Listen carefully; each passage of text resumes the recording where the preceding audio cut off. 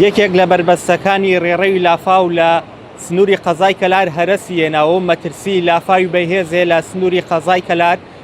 قایمقامێتی قەزای کەلار هۆشداری دەدات کە هاوڵاتیان لە چەم و دۆڵ و شوێنە نزمایەکان دوور بکەونەوە. من قسەم لەگەڵ عارف عادل قایمقامی قەزای کەلار کرد، ئەو تکای کرد کە هاوڵاتیان لە ماڵەکانیان نێنە دەرەوە و لافاوێکی بەهێز بەڕێوەیە بۆ کەلار بەپێی زانیاریەکان کە دەستم کەوتووە.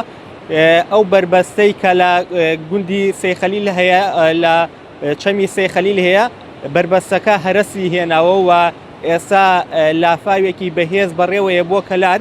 قایمقامی قەزای کەلار تکای کرد لە هاوڵاتیان، داوای کرد لە هاوڵاتیان کە کەس لە ماڵەکانیان نایاتە دەرەوە. ئەو کەسانی کە ماڵەکانیان نزیک چەم و دۆڵەکانە بە خێرایی ماڵەکانیان چۆڵ بکەن، دوور بکەونەوە لەو شوێنانەی کە مەترسی لافاو هەیە.